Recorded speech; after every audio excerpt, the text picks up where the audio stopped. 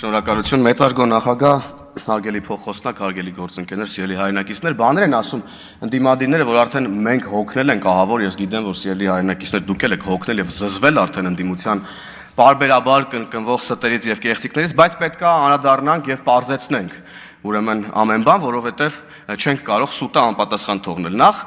առավոտից չկա ընդդիմությունը, ուր եք ընդհանրապես եւ հիմա ուր եք դուք։ Այդ ձեր հարցերն եկեք Հայաստանի Հանրապետության վարչապետին տվեք, ցեղասպանության մասին եք խոսում, գյուղական ինչ-որ համայնքների մասին գալիս եք, ինչ-որ sense ելույթներ եք ունենում, իբր ահավոր մտահոգված եք գյուղական համայնքների կյանքով։ Եկեք այդ հարցերը վարչապետին տվեք, թե վախենում եք, որ վարչապետը ձեզ քաղաքական իմաստով կտա պատերին, ինչպես որ միշտ։ Դրա համար էլ չեք գալիս այստեղ, բայց ձեզ պատերին տալու բազմաթիվ առիթներ կան եւ բազմաթիվ նաեւ պոտենցիալ քաղաքացիական պայմանագիր խմբակցության падգամավորներ կան, հենց որ դուք դրանից չեք խուսափելու։ Այդ ձեր ստերի պատասխանները դուք պետք է ստանաք։ Հանրապետական կուսակցության ներկայացուցիչները գալիս են ու հələ մի հատ էլ համարձակվում են այստեղ գալ խոսել եւ քաղաքացիական պայմանագիր, ուրեմն կուսակցության իշխանությանը կառավարող թիմին մեղադրել Լեռնային Ղարաբաղում տեղի ունեցածի համար։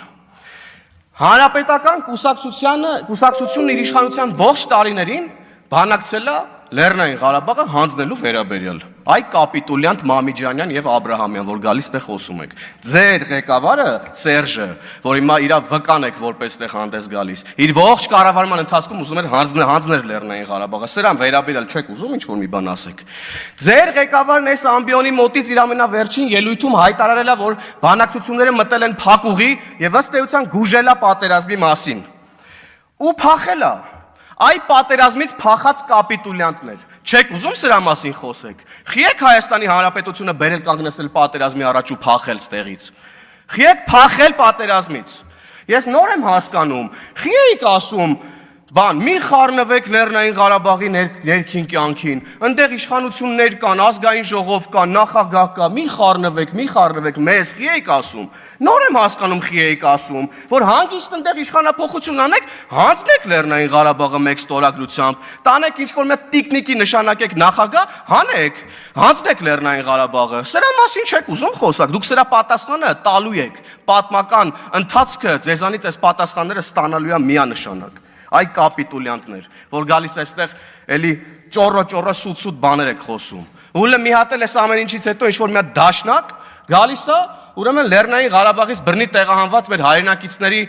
այդ վատ նկարներն է ցույց տալիս, մի կողմում էլ 1915 թվականի ցեղասպանության նկարներն է ցույց տալիս ու ինչ-որ համեմատականներ է փորձում անել։ Այ դաշնակ Հələ մի հատ դաշնակների մասնակցությունը պետք է հասկանալ պատմական այդ ժամանակաշրջանում ինչ ա եղել եւ ինչ դերակատարում են ունեցել առհասարակ 1910-ական թվականներին դաշնակցականները նոր հələ մի հատ եկեք ձեզ թույլ տվեք ստեղ նման հայտարարություններ անել։ Իսկ Լեռնային Ղարաբաղը էլի կրկնում եմ դուք եք լուծարել Դաշնակցությունը եւ հանրապետական կուսակցությունն են լուծարել Լեռնային Ղարաբաղը ու Լեռնային Ղարաբաղից տեղահանված մեր հայրենակիցների նկարները որ բերում եք ստեղ ցույց եք տալիս որ ինչ-որ հուզմունքներ առաջացնեք կտանեք կդաջեք ձեր ճակատներին Ռոբերտ Քոչյանի ճակատին առաջինը կդաջեք որ հիշեք հենց հայլու մեջ նայեք հիշեք որ դուք եք Լեռնային Ղարաբաղի հայ ժողովրդին տեղահանել Լեռնային Ղարաբաղից ու հանձնել եք Լեռնային Ղարաբաղը